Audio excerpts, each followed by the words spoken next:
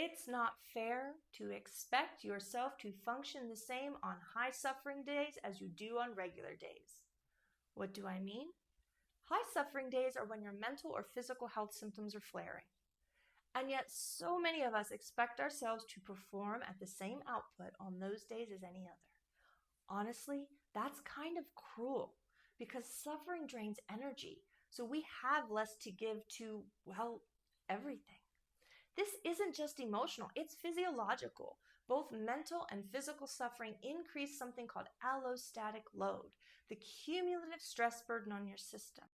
It also overloads your brain too, especially the prefrontal cortex, that part of your brain that helps with emotion regulation, impulse control, and decision making. When you're hurting, your brain diverts energy towards survival functions. That's why even small tasks can feel like mountains on high suffering days. So, what do? Give ourselves flexible functionality, functioning that adjusts to where we are and what we actually have to give.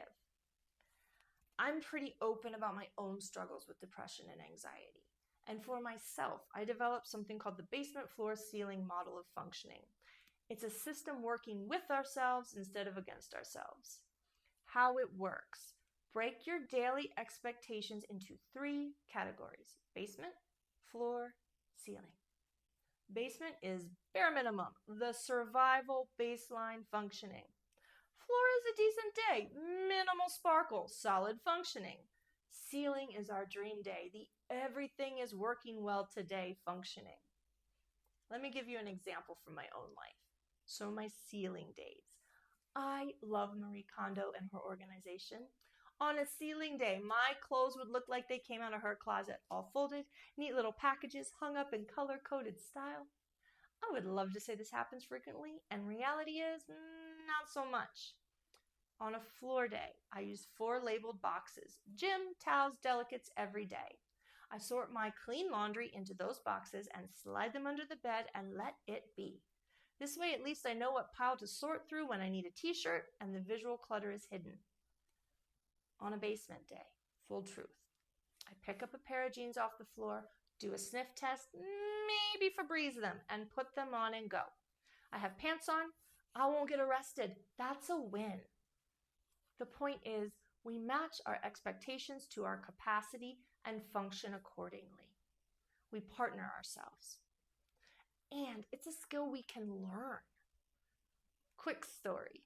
At one point, a client came to me, kind of joking around, and said, "We need a cave in this system." And I was like, "Okay, tell me more."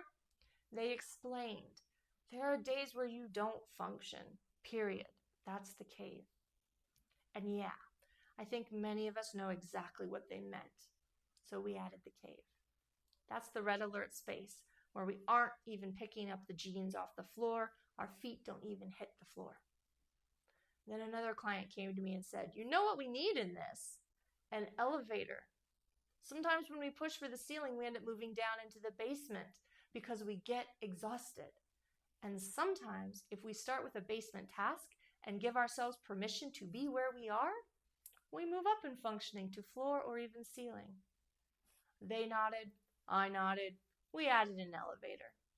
The truth is, sometimes we don't stay on one floor all day. We do ride the elevator up and down.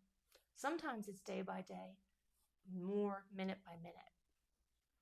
When we gift ourselves flexible expectations, we gift ourselves an elevator, the ability to move between floors and for that to be okay. Wherever you find yourself today, even if it's riding the elevator with all the buttons pushed, please partner with yourself. Allow yourself to rest, to have off days, to be messy and human. People sometimes ask me, what if all your days are basement days, or worse, cave? Well, then we seek help. We seek support. And if you find yourself in the basement again, be kind to yourself. Give yourself functional grace, grace that functions where we're at. We are out here doing the best we can in a messy world.